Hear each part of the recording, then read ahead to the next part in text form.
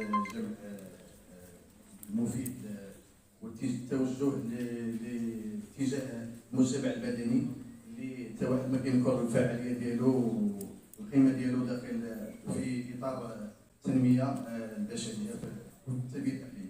بالنسبه لي باش نطول بزاف عندي جوج ديال الاقتراحات ديال مشاريع تنمويه صحيه، لان التنميه كتثمر بالصحه اصلا اولا والتعليم كذلك.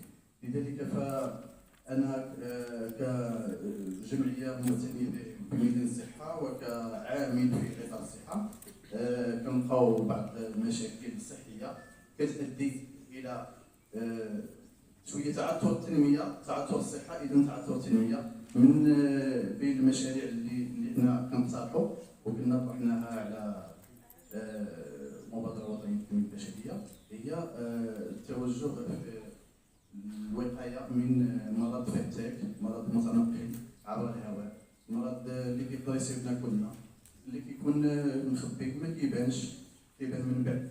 مرض اللي التكلفه الصحيه ديالو واقتصاديه كبيره لدرجه ان التريتمون ديالو كيوصل من 6 شهور حتى ل 9 شهور، كيأثر على المريض، كيأثر على الصحه العامه، كيأثر على الاقتصاد وعلى كل شيء. هذا المرض هو مرض السل. مرض السل خاصنا كشف المرض اللي مرض السل. الناس اللي عندهم مرض السل ما كيجيوش يدوزوا في الاول، ما كيجي يدوز حتى كيكون نقل هذاك المرض لعائلته، نقلوا الدوار ديالهم، نقلوا الحي ديالهم، نقلوا لهذاك الموظف اللي خدام في البلديه او شي اداره، نقلوا للطبيب، نقلوا للممرض.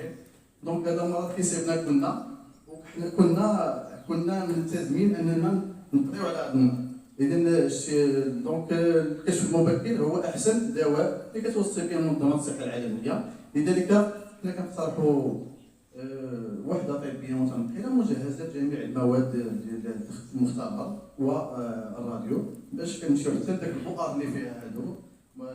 وزاره الصحه كتعرف هذوك البؤر اللي فيهم الوباء، كتمشي ليهم كدير التشخيص بالنسبه للناس اللي مرض، وكتشوف الناس اللي ما عندهمش الاعراض ومرض وكيبداو التريتمون ديالهم، وبذلك كنقدروا نقصوا من انتشار هذا الوباء. وهذا الشيء راه مؤشر، هذا الوباء السود راه مؤشر من مؤشرات الصحه العالميه اللي كتدي عليه اللي كتديو عليه الامم المتحده وكيديو عليه الصحه العالميه باش يصنفوا المغرب من اي واش دوله متقدمه صحيا ولا دوله. ومؤخرا في السنوات الاخيره لاحظنا زياده انتشار هذا المرض. لذلك خاصنا شي شويه نتعدوا باش نديروا واحد الخطوه بمساعده الوزاره في هذا الاطار باش نمشيو حتى لعندهم ونشوفوا الناس اللي مرض ونحيدوا ونبداو لهم التريتمون ونقصوا شويه من هذا المقترح الثاني. دونك المقترح الثاني هو انا كتعرفوني كنخدم في جراحه الاطفال، كندير عمليه الاعذار. انا كنشوف لي كاتاستروف اللي ما كتشوفهمش نتوما، كنشوف النتائج ديال الختان العشوائي، ديال الختان التقليدي. ما نقدرش نوريهم لكم في التصاور لان كاين شي مناطق مأساويه، مأساة كتحل بالاسره. الا وقع شي مشكل عاهه مستديمه، مشكل عاهه وظيفيه، مشكل نفسي مزمن، مشكل يقدر يمشي حتى للموت.